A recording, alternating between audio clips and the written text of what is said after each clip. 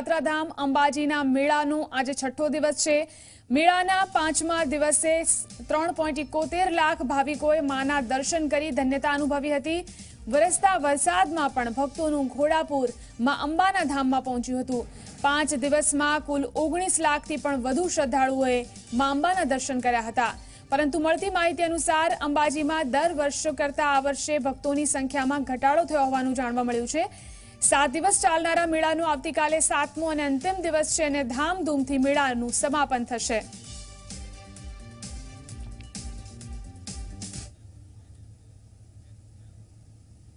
તો અંબાજીથી અમારા સહયોગી જુહી આપણી સાથે લાઈવ જોડાયા છે, તેમની સાથે સીધી વાત કરીશું। જુહી, આજે ભાદરવી પૂનમના મેળાનો છઠ્ઠો દિવસ છે, કેવો માહોલ ત્યાચર ચોકની અંદર માતાજીના પરિસરમાં જોવા મળી રહ્યો છે?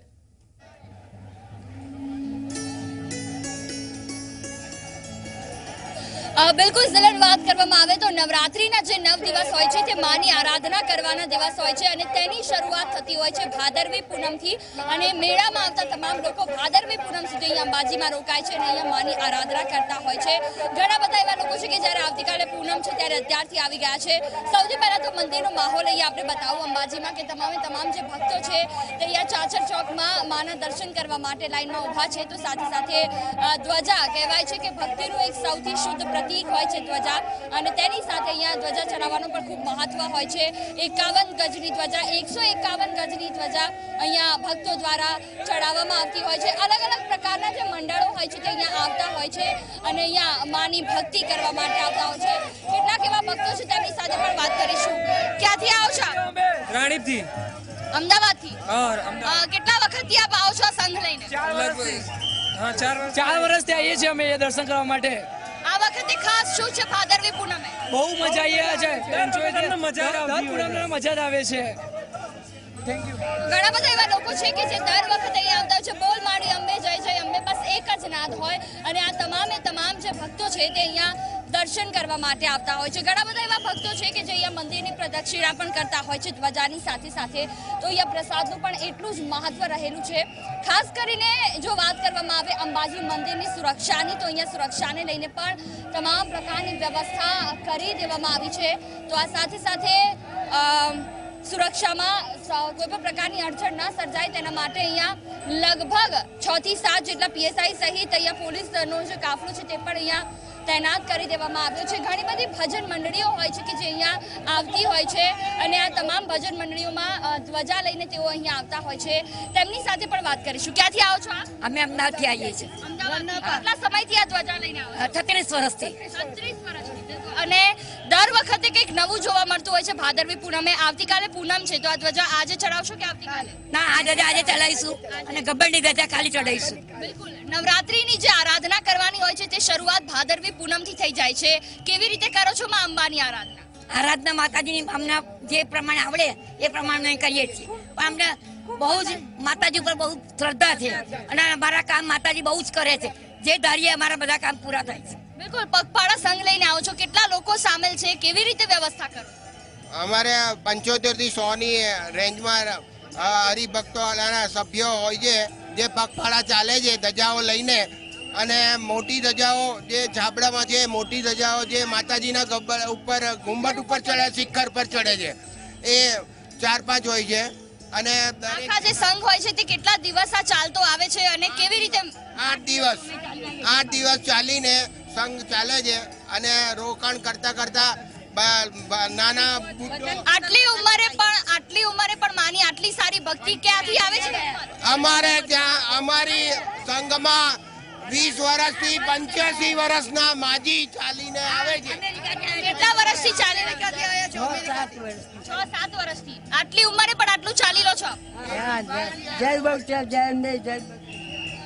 તો ઘણા બધા એવા ભક્તો છે કે જે છાપડીમાં આ રીતે ધ્વજા લઈને આવે છે। અમદાવાદથી આ મંડળ આવ્યું છે, છેલ્લા 36 વર્ષથી આ રીતે ધ્વજા લઈને આવે છે। તો સાથે સાથે મંદિરનો માહોલ જો એક પણ જગ્યા એવી નથી કે જ્યાં માતાજીનું નામ ન લેવાતું હોય। તમામ ભક્તો બોલ માડી અંબે જય જય અંબે, બસ એક જ નાદ છે અને આવતીકાલ સુધી જ્યારે બપોર 12 વાગ્યા સુધી અહીંયા યજ્ઞનું જે આયોજન કરવામાં આવ્યું છે તે સતત ચાલતો રહેશે, જે ભાદરવી પૂનમે બપોરે પૂર્ણ થાય છે. ત્યાં પણ મંત્રોચ્ચાર સાથે અહીંયા ભગવાનની આરાધના કરવામાં આવી રહી છે. જી બિલકુલ, જુહી આવતીકાલે 7મો દિવસ છે, છેલ્લો દિવસ છે, પૂનમનો દિવસ છે, ત્યારે મંદિર પ્રશાસન દ્વારા કોઈ ખાસ પૂજા કે પછી તે પ્રકારના કોઈ કાર્યક્રમોનું આયોજન કરવામાં આવતું હોય છે?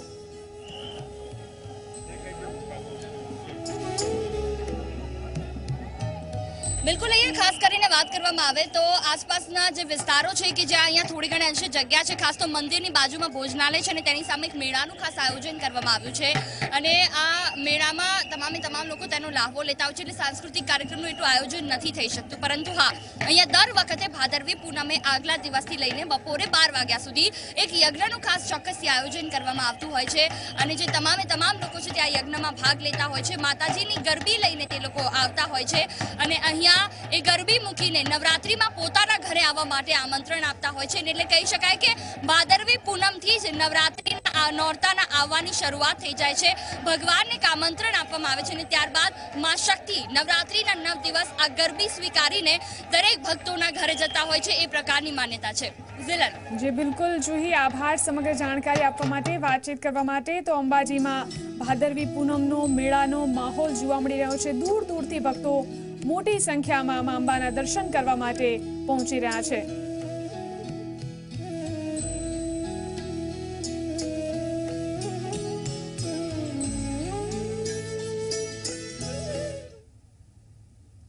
તો આરાસુરી અંબાજી ધામ 51 શક્તિપીઠમાંનું એક શક્તિપીઠ છે, તેથી લોકોમાં અને તેનું અનેરું મહત્વ જોવા મળતું હોય છે. લોકોની આસ્થા માતાજી સાથે જોડાયેલી છે.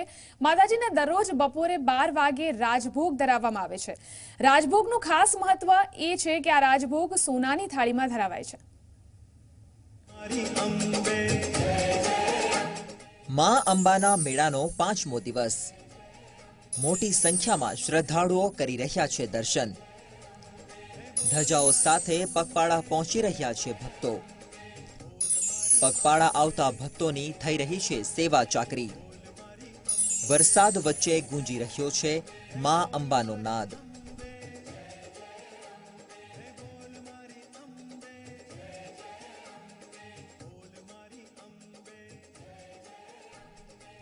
ભાદરવી પૂનમ અંબાજીના મેળાનો આજે 5મો દિવસ છે, ત્યારે 16 લાખ શ્રદ્ધાળુઓએ માં અંબાના દર્શન કર્યા છે. ગબ્બર પર માં અંબાની જ્યોતના સ્થળે લાખો ભક્તો મળ્યા હતા. વરસાદ અને ધુમ્મસવાળા વાતાવરણ વચ્ચે ભક્તોની શ્રદ્ધા અકબંધ જોવા મળી હતી. વર્ષોથી માં અંબાની પ્રાચીન અખંડ જ્યોત વચ્ચે દર્શનનો અનેરો લાભો ભક્તોએ લીધો હતો. બસના પગપાળા શક્તિ આવે છે, 30 વર્ષથી આવે છે અને અમે લોકો બોમ્બેથી બી આવે છે. 30 વર્ષથી આવે છે. અત્યારે અંબાજી જઈ રહ્યો તો સારું લાગે છે. હું ઈસનપુર વણીનગરથી આવું છું. હું છેલ્લા 15 વર્ષથી ચાલતો અંબાજી જઈ રહ્યો છું અને મને ચાલવા બહુ સરસ રહે છે. તે માતાની અસીમ કૃપાથી વાતાવરણમાં સરસ ઠંડક છે. 2 દિવસથી વરસાદ પડી રહ્યો છે અને ગરમીનું પ્રમાણ બહુ સરસ થઈ છે. માતાજીની ખૂબ મહેરબાની છે બધા ઉપર. સતત 5મા દિવસે પણ માના દર્શન કરવા માટે ભક્તો મોટી સંખ્યામાં ઉમટી રહ્યા છે. શ્રદ્ધાળુઓ પગપાળા ધજાઓ સાથે માને રથમાં સવાર કરી જય અંબેના નાદ સાથે માના ધામમાં પહોંચી રહ્યા છે. આજે ભાદરવી પૂનમના મેળાનો 5મો દિવસ. 5મા દિવસે સતત માનવ મહેરામણ માના ધામમાં ઉમટી રહ્યું છે. પદયાત્રા કરીને આવી રહ્યા છે. આપ જોઈ શકો છો કે માનો રથ લઈને આવી રહ્યા છે, ધજા દંડ લઈને આવી રહ્યા છે, આનંદ ઉલ્લાસથી આવી રહ્યા છે. જય અંબેના નાદથી સમગ્ર વાતાવરણ ગુંજી રહ્યું છે. ખૂબ જ ઉત્સાહમાં જોવા મળી રહ્યા છે. માતાજીને રથમાં બેસાડી લાવી રહ્યા છે. ખૂબ જ મોટી સંખ્યામાં મહેરામણ ઉમટી રહ્યું છે. આજ સુધીમાં અત્યાર સુધીમાં 15 લાખ જેટલા યાત્રિકોએ માના દર્શનનો લાભ લીધો છે. માતાજીને રાજભોગ ધરાવવામાં આવે છે. રાજભોગનું વિશેષ મહત્વ છે.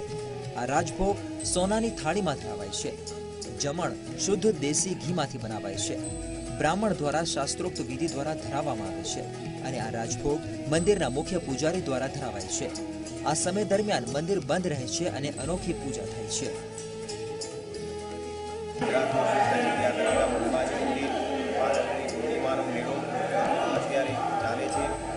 ઘણા બધા પદયાત્રીઓ ચાલતા આવ્યા છે અને વિશેષમાં કહીએ તો માતાજીનો રાજભોગ જે બપોરે ધરાવવામાં આવે છે તે સોનાના થાળમાં ધરાવવામાં આવતું હોય છે. માં અંબાના દર્શન કરવા માટે દૂર દૂરથી આવતા ભક્તો માટે વિસામાનું પણ મોટા પ્રમાણમાં આયોજન કરવામાં આવ્યું છે, જ્યાં પગપાળા ચાલીને આવતા શ્રદ્ધાળુઓની સેવા ચાકરી કરવામાં આવે છે. Bureau report Zee media.